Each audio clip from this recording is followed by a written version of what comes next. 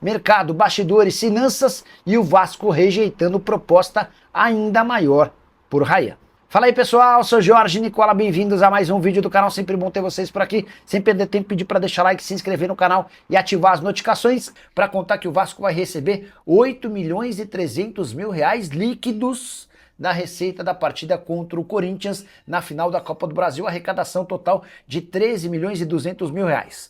Guarde esse número de 8 milhões e 300 mil que sobraram líquidos para o Vasco.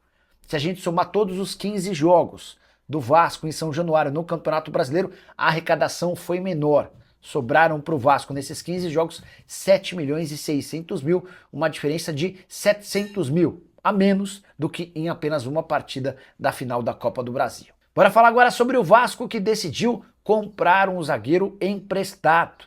Eu me refiro a Carlos Cuesta, colombiano que pertence ao Galatasaray. A operação de compra será de 5 milhões e 750 mil euros, ou 36 milhões de reais. Esse valor já estava previsto no contrato de empréstimo. Cuesta deixou excelente impressão nos primeiros meses de empréstimo.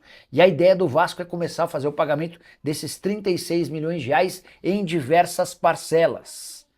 Robert Renan, outro jogador que chegou por empréstimo, também deve ser comprado numa negociação um pouco mais para frente. Se tem jogador que vai ficar depois de convencer no empréstimo, o mesmo não dá para dizer em relação ao Matheus França. Atleta revelado no Flamengo, vendido ao Crystal Palace e emprestado ao Vasco, ele não conseguiu progredir. E existe uma possibilidade real de o Vasco devolver o Matheus França ao clube inglês ainda no mês de janeiro. Só para completar em relação ao Cruz Maltino, contar que o volante Pierre, que pertence ao Tombense, mas disputou a Série A do Campeonato Brasileiro pelo Fortaleza, interessa, enquanto Paulo Salomão renunciou ao cargo de vice-presidente geral do Vasco. Ele foi nomeado pelo presidente da República, o Lula, para o cargo de juiz do TRE do Rio de Janeiro. E Anderson Talisca, onde vai jogar o meio-atacante que é craque? Ele decidiu voltar ao Brasil assim que seu contrato com o Fenerbahçe se encerrar. O vínculo acaba em 30 de junho, ou seja, a partir de 1º de janeiro, o Talisca já pode assinar um pré-contrato com quem bem quiser. Bahia e Corinthians surgem como favoritos. O Bahia por ter sido o clube que revelou o Talisca, o Corinthians por ser o clube do coração do jogador. Talisca já admitiu em outros momentos, em entrevistas ao longo da carreira, que tem esse sonho de jogar no seu time do coração.